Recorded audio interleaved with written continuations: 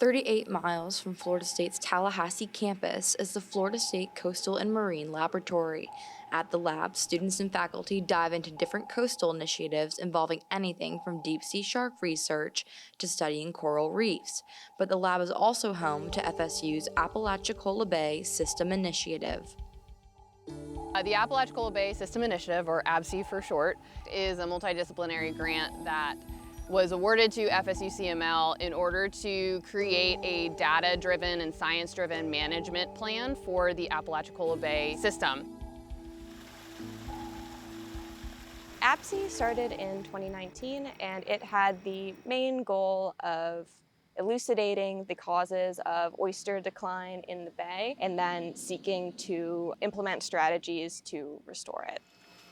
As a result of many different factors, including the Deepwater Horizon oil spill in 2010, drought, and overfishing, the Apalachicola Bay was officially declared a fishery disaster in 2013.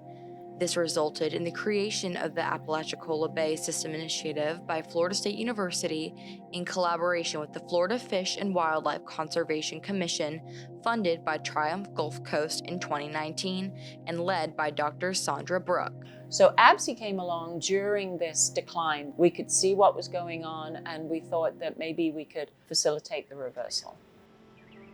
So the main thing that ABSI is hoping to accomplish is really identifying the consequences of the population crash for the ecological community at large in Apalachicola Bay and rebuilding that population through natural and supplemented means such as restoration efforts. Oysters may be a seafood staple and seem unassuming to some, but there's much more to the humble creature that lies beneath the surface. Oyster reefs are some of the muddiest, nastiest habitats you can possibly find, potentially on Earth. Ecologically, they provide habitat for other species, stone crabs, blue crabs. All of those little critters make some sort of home in an oyster reef. Oysters are not terribly charismatic. They look like rots and they got snotty stuff inside, basically. After a day spent out in the water, student volunteers, scientists, and graduate students bring their research back to shore and into the lab. We have a team of technicians that help with the field and lab work and the data. And then we have the hatchery team who's responsible for bringing in the oysters and fattening them up and spawning them and producing larvae for restoration.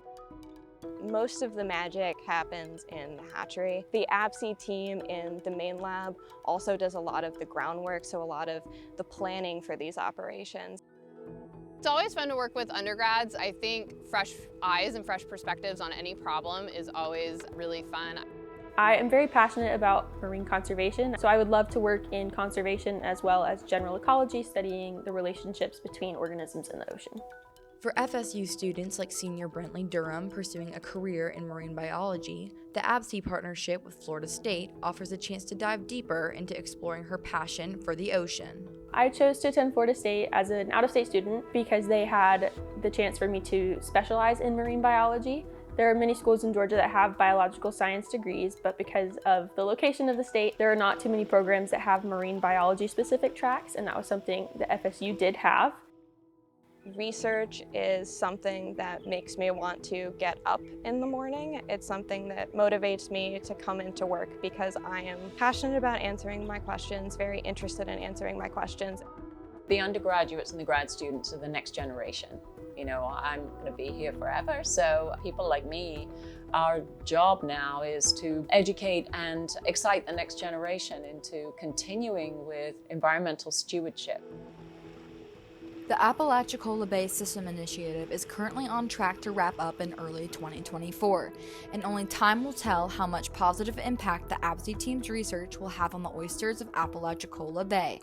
Nonetheless, what is certain is that the initiative did impact the hearts and minds of students aspiring to take their careers out to sea. I'm Hayley Seibert, reporting.